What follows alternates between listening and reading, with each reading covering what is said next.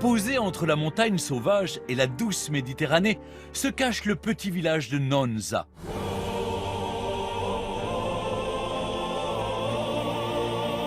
Celui qui fut au Moyen-Âge une place forte, puis le théâtre d'une des dernières batailles pour l'indépendance de l'île au XVIIIe siècle, est aujourd'hui un endroit très apprécié.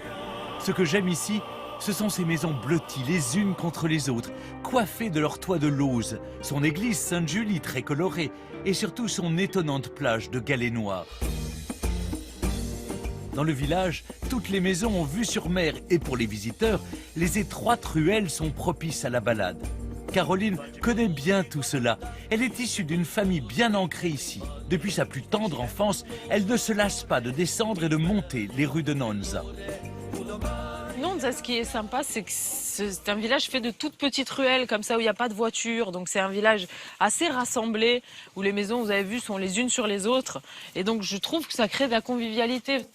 Oh, oh doudou. Mouah.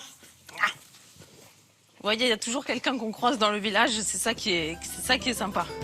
Car derrière ce paysage de carte postale, véritable symbole du Cap Corse, se cache un village qui a une âme. Ici, chaque maison est ouverte à tous les habitants. Une grande famille à laquelle appartient Frédéric. Écoute, j'attendais. Quand il fait bon comme ça...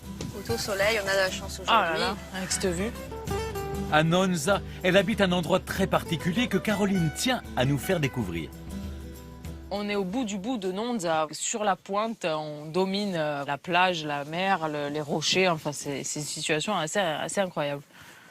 Ça s'appelle quand même Cabizzolo. Donc Cabizzolo, c'est le cap seul, la tête seule, hein, ce qui est avancé comme ça, ce promontoire avancé dans la mer. C'était une demeure qui avait une fonction particulière, puisque ça servait de sémaphore, hein, ou de mirador, pourrait-on dire, pourquoi pas, qui permettait de se défendre, de se protéger au cas où. En plus d'être l'heureuse propriétaire de la maison qui a la plus belle vue de Nonza, Frédéric est l'historienne de la cité, toujours prête à raconter son village. Les maisons sont collées les unes aux autres, tout simplement parce que chaque fois qu'on érigeait une maison, il fallait s'adapter à l'existant. Ça permettait aussi de les consolider et il y avait également une vie communautaire puisque quasiment l'ensemble de ces demeures qui sont au centre du village communiquaient par les greniers. Ça permettait au cas où il y aurait un problème d'insécurité, eh bien les gens pouvaient s'échapper. Aujourd'hui, plus aucune raison de s'échapper de Nonza. Franchement, je crois que je ne connais pas une maison au village qui n'ait pas une vue magnifique. Ça crée des petits lieux de vie comme ça, c'est sympa quoi. Si tout le monde ici peut inviter son voisin sur sa petite terrasse, le vrai lieu de rassemblement à Nonza, c'est la place du village. Oh putain! Chaque jour, on peut assister au spectacle de la vie corse qui se joue ici. Oh. Comment ça va? Caro. Je joue pas. Non, mon petit. Ça va et toi? Ouais. Allez, on discute un peu. Ça va mon DJ? Oui, toi. Ça va bien? Si. Ça va bien? Hein? Monsieur? Ça va? Vous êtes de retour? Et toi, de retour au comptoir? Ben oui, Ce qu'il y a de sympa, moi j'adore, c'est qu'en Corse on pratique beaucoup ce qu'on appelle la magagne.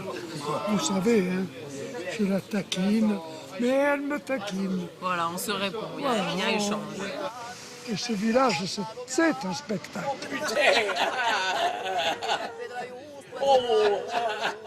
E pia lampa mia Orezza l'hanno chiamata, ricchezza e natura, vuol mal lascia morre sul luogo di tradizione.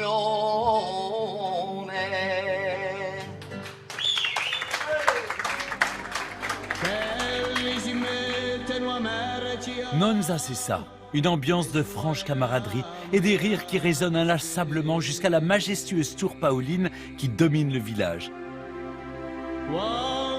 Ici s'est déroulé l'un des épisodes les plus illustres de Nonza, lié à l'histoire de Pascal Paoli, figure légendaire de l'indépendantisme.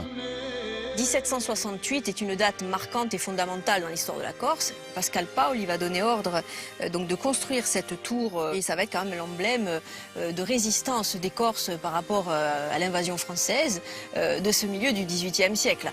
Nonza devient alors un endroit stratégique que la marine française doit à tout prix conquérir. Le 24 août 1768, les voiles du navire le Sagittaire se dessinent à l'horizon, avec dans son sillage pas moins de 1200 soldats français qui menacent le village.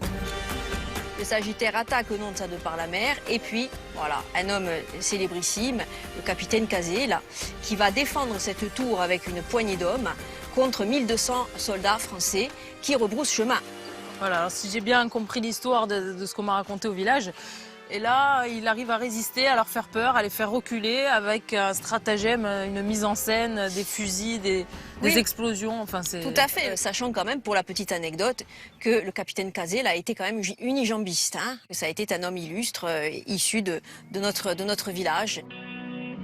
Pourtant, cet homme illustre n'a pas connu l'endroit qui donne aujourd'hui au village tout son caractère. Donc on a vu le village, mais je vais quand même vous montrer ce qui fait la particularité quand même de Nonza. C'est sa plage de galets noirs. Donc si vous voulez bien, on va descendre, on va aller voir. Rien d'étonnant, puisque cette magnifique plage de galets noirs s'est formée il y a quelques dizaines d'années à partir des pierres inexploitées d'une carrière toute proche. Florence, nonzaise depuis toujours, a vu la plage se créer de toutes pièces au fil du temps. Donc finalement, cette plage, c'est un bout de montagne qui s'est déposé progressivement. Exactement, c'est comme un petit échantillon de la géologie du Cap. Tu trouves du schiste, tu trouves de la serpentine.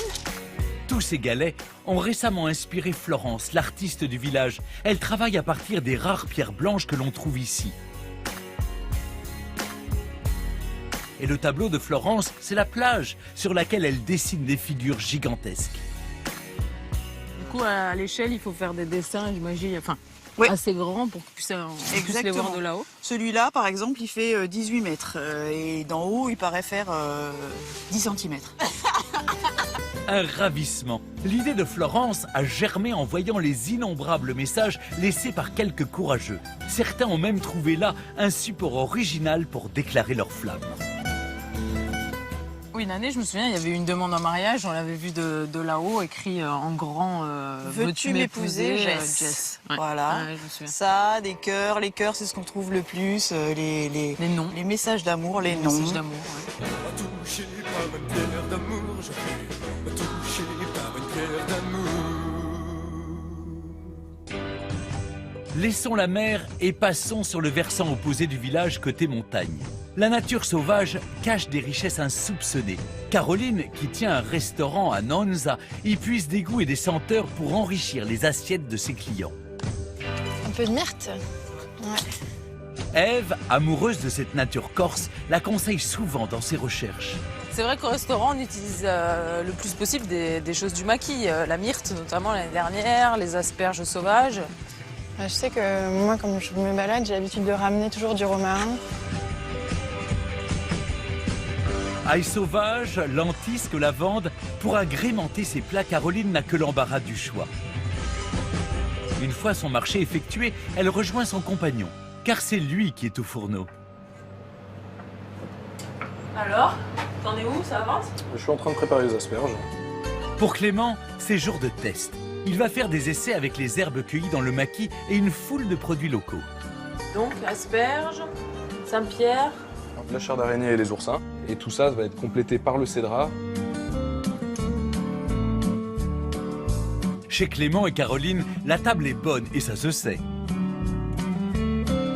Franchement, goûte à. Les proches ne se font pas prier pour être les premiers à goûter aux assiettes. C'est vraiment bon. C'est serment. Vous avez vu, on se régale à Nonza. Je te fais pâtir. Hein? C'est vraiment Franchement, bon. c'est validé.